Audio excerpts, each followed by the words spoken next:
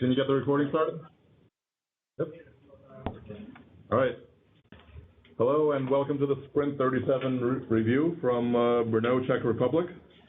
And we'll tell you what we've done over the last couple of weeks, over the last 3 weeks. Next slide, please. All right. As usual, I'll go over the statistics for the sprint. Greg B will talk about the providers. Greg T will talk about the Appliance Core and the REST API. Harpreet's going to talk about the user interface. Rich is going to talk about SmartState, and Greg M is going to talk about Ansible. And next slide, please. So this sprint was a pretty positive sprint. I think this is our second best sprint in terms of number of pull requests merged at 308. Over 100 bugs, almost 50 in technical debt, almost 50 in enhancements, and 50 in refactoring, and the rest sprinkled around. So really, really good sprint overall. Next slide, please.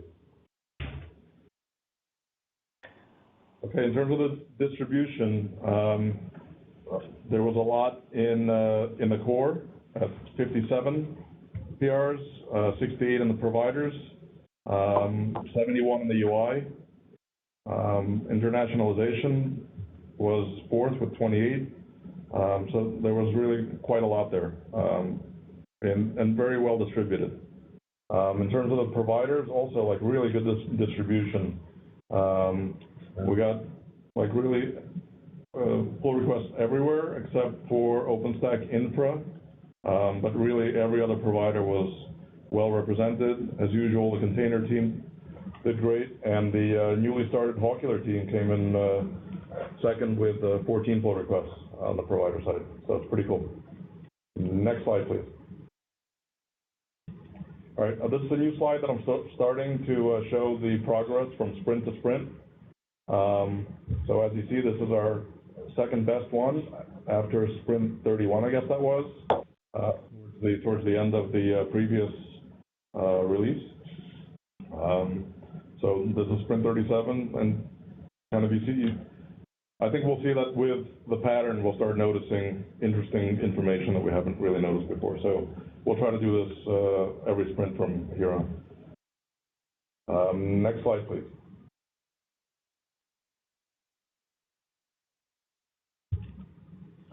All right.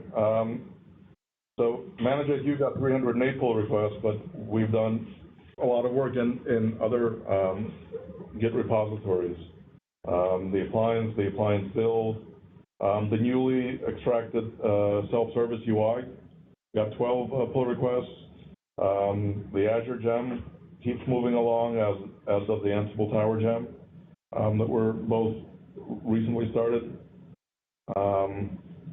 We even made some additions to the Over gem.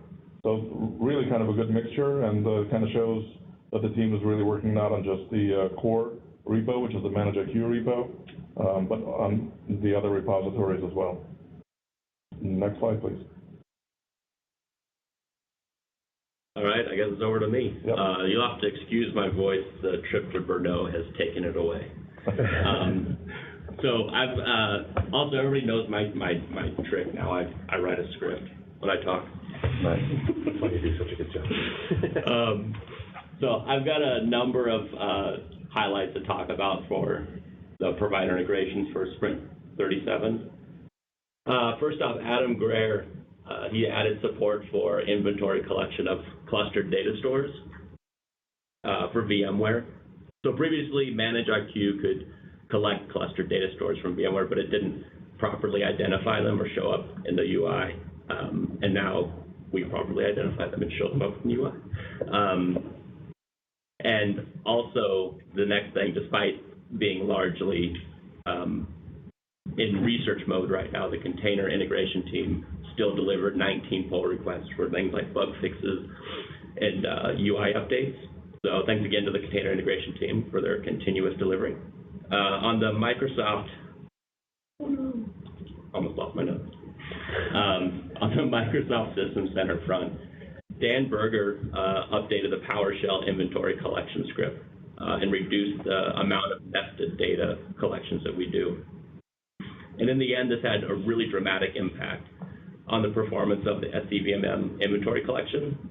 We don't have specific benchmark details yet, but kind of anecdotally, we've seen one environment collect inventory 5 times faster. But I also want to point out that Jeff Tehan from the Red Hat CloudForm's quality engineering team helped out considerably with them. And next slide. So there were a few notable changes for OpenStack. First, Ladislav added backend support for instance evacuation at OpenStack. This allows users to move instances from hosts that may have unexpectedly died or maybe shut down. He also added or updated the neutron modeling to better capture the networking across. According to Neutron, this is actually the first step in moving to creating a networking manager in ManageIQ. This is something that Ladislav is basically already done with.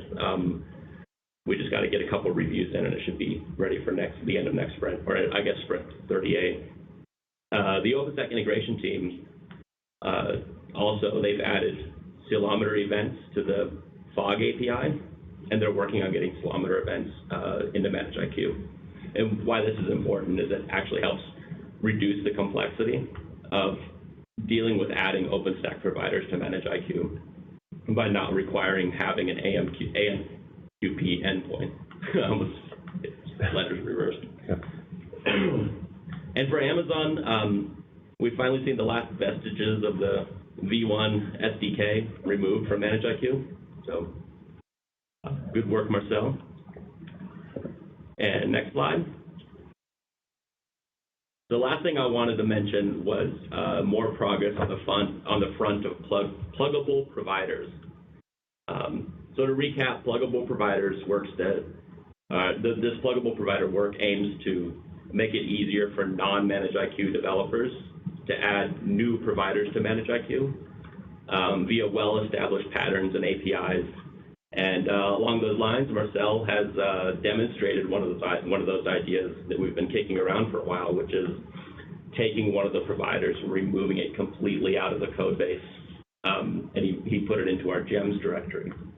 So this just illustrates the ability for the provider-specific code to live outside of ManageIQ and plug in where necessary. There's definitely a lot more work to do on pluggable providers, but this is just that one more step in that journey. So over to Greg T to talk about Appliance and Core. All right. So the core team's been pretty busy as well. Got 65 pull requests merged across all those areas, mostly enhancements and bugs and some Rails 5 related changes and technical debt. Next slide. So I'm actually going to turn it over to Matthew D. and let him talk about the work he did to upgrade to Rails 5. I don't think Matthew's on, so this is Jason. I'm going to speak. In this last sprint, we updated to Rails 5. Most of the changes there haven't been many changes in Active Record or the other supporting parts of Rails, so the upgrade was relatively simple. Most of the changes in Rails 5 are in Action Cable, which we're not learning. Right now, we are writing Rails Master, so we can catch any possible bugs as soon as possible. And Rails Master is blockers only until the stable branch is cut. So the last tagged release is beta 3, so we're beta 3 plus some number of commits. And the RC1 is expected to be released in about a week or so. And once the RC is released, we might switch to the tag. That's about it for Rails 5. Cool. All right, next slide. So in tenancy side, Libor's been doing a lot of work to make some enhancements there. So he's added scoping for provisioning requests. There are things that were left off in the phase 1 implementation of tenancy that we're starting to pick up now in phase 2. So that's one of them, and also adding reportability to tenants and tenant quotas. So now there's a new section in the old reports list for for tenants. There's one thing there now, but we'll be adding more sample reports. Next slide. So the one thing there is a new report that shows tenant quotas broken down by tenant, and this is based on which quotas are defined and enabled. So if you, in this example, you can see that in one tenant has more enabled than the others, so it's going to pick that stuff up. We're working right now to actually add tenancy scoping to tenants themselves, so that you would have the proper visibility based on your current tenant, so you would see the quotas for your current tenant and the tenants below that. Kevin Murray asked, are these quotas linked to associated groups as well? In the report. Yeah. Okay, we can make it enhance. We can enhance. No, but you can add that later, right? Yeah. Okay. Yeah, for sure. Okay, next slide, please.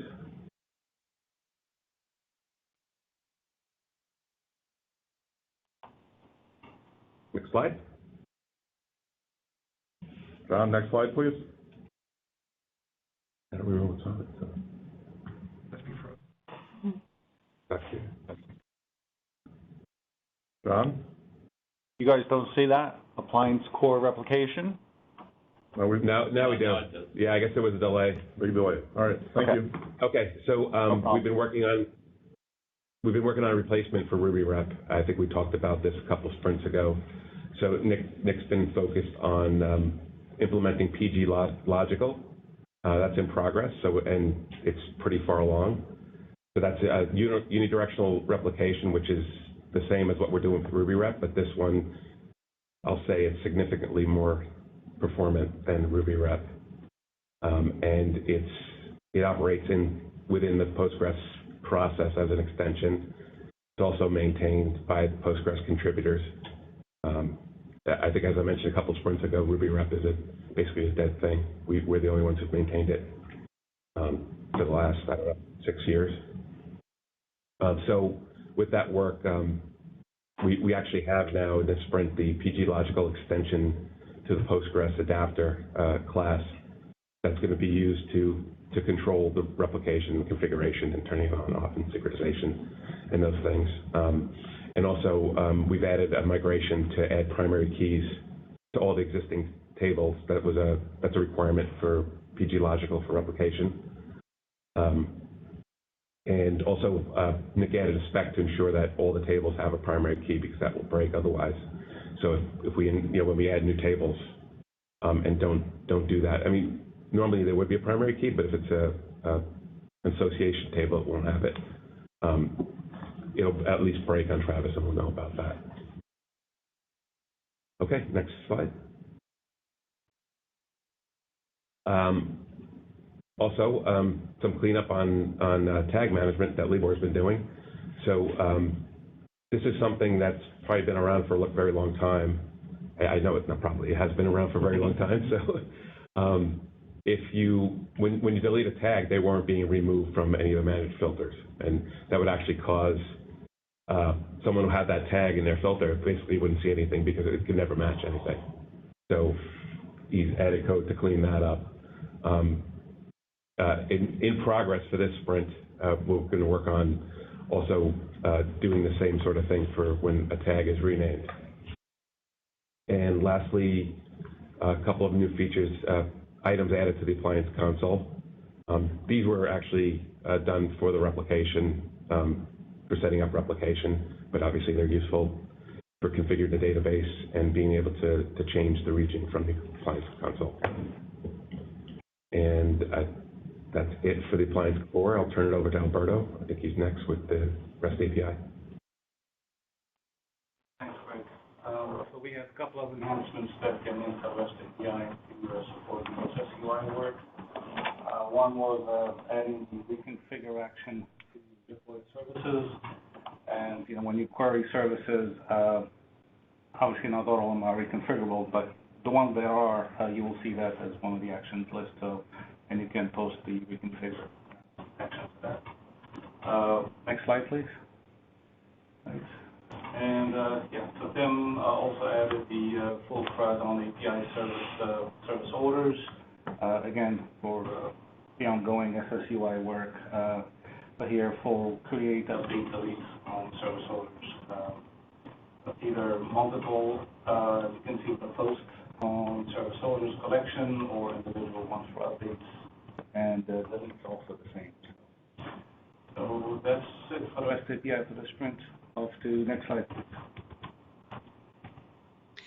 So for the user interface, there was 83 PRs merged, out of which 12 were SSUI PRs, and 34 bugs were fixed, 23 enhancements, and 21 refactoring and technical debt PRs. For this sprint, we have been focusing more on adding features to self-service UI to match with what we currently have in the Ops UI. So there were some new features added to SSUI. First one was to add RBAC control of menus and features, and support to reconfigure an existing service was added, and also support to set ownership of a service was added to SSUI. And as for containers team, they have been busy mainly with fixing bugs and refactoring work. Next slide, please. I have some screenshots of new features in SSUI, and we also have a short demo by Aparna Karve to show RBAC enforcement feature. So as you can see on this slide, I have a service details screen that now has a reconfigure button that is only available on services that can be reconfigured. Next slide, please. That's a reconfigure form with a service dialog that only has fields that were marked as reconfigurable in the original service dialog. Next slide, please.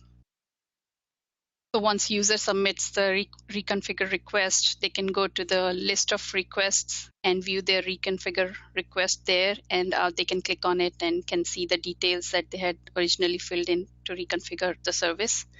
The list of requests screen has also been updated to show both service provision requests and reconfigure requests.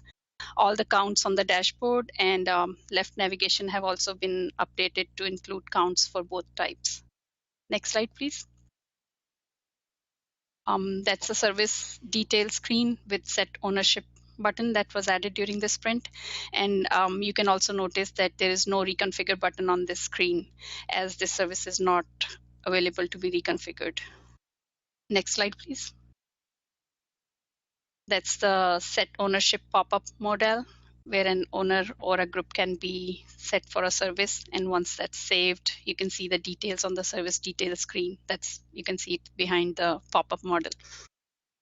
Next slide, please. And that's a demo by Aparna Karve. Okay, thank you, Harpreet. I'm gonna share my screen. Let me know if you can see my screen okay. Yep, we see it. Yep. All right. Okay, all right. So let's begin. Before we start the actual demo, I just wanted to briefly talk about the REST API behind the RBAC scene. So in SSUI, right at the time of login, we call this API that I've printed at the bottom of the screen, and that provides us with all the authorized features for the user's current group. I've highlighted those features. Now to the demo. So now logging in SSUI as a non-admin user. And what you'll see is the current group is user self-service. And for this group, all the tabs on the left are visible. And in the services, all the buttons are available. And in service catalog, you can actually order a service. So pretty much all features are available for this group. And now switching on to a basic group where all you have is my services on the left. And looking into the detailed view of that service, the buttons are hidden for this group. And now an interesting scenario where none of the SSUI features are available for this group. And that's when we present the user with that notification error. that user does not have privileges to log in. And that's it. That concludes the demo. All right, now we see it. Thank you. Sorry about that.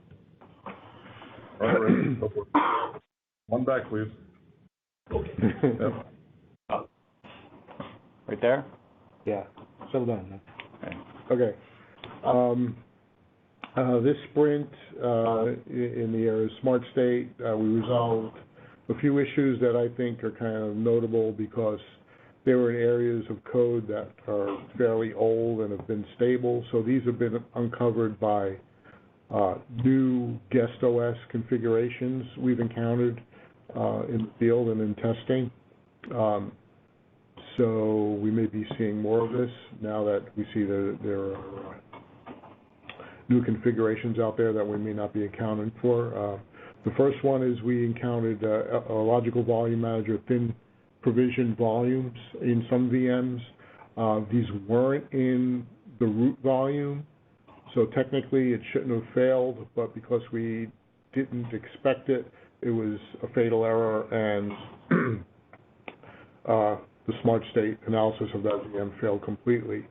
So now we actually recognize it and we skip it, so technically we don't support thin volumes, but if they're not in the root volume, we'll still succeed. Mo is investigating supporting thin logical volumes because we have noticed that there are some VMs that are provisioned with thin root volumes, so those would fail in the future as well if it and when we can support that. Hopefully we'll be able to get support for that in soon. We also encountered issues when logical volume names contain a hyphen. Here again, it's been years and we've never encountered this, but the logical volume name to device file mapping gets totally screwed up and it fails. So now we correctly account for that. Another interesting one was in our ext4 file system code. The group descriptor block can vary in size between 32 and 64 bits, and we were always assuming it was 32 bits. And we've seen new configurations where it was failing, and that has now been fixed. And the final issue basically is when collecting services on Linux systems, we essentially filter out all services that are actually sim-linked to different files and weren't collecting them intentionally, and we've now removed that restriction. And we collect those sim-linked services. And that's it for SSA. Next slide. Okay, just a few things for the Ansible side. A lot of work was done this sprint for Ansible that is yet to be pulled in. So the things that we did get in were around refresh data. We were able to collect inventory groups, modeling all that. Groups are not fully in yet, so that'll be coming in this current sprint as well. And for the job templates, we're collecting the service data, which is important because that's basically their dialogues when you're launching a template. We'll be able to utilize that data to build service dialogues and attach the services for ordering. And then the Ansible service models to correspond to the changes made in this sprint are in there. And then really on the Automate side, we've enabled the auto placement methods in Automate to support Google image provisioning. That's really all I wanted to cover. Yep. Oleg, back to you. Yep, thanks. So that really concludes our sprint review demo. I'll open it up to questions and comments.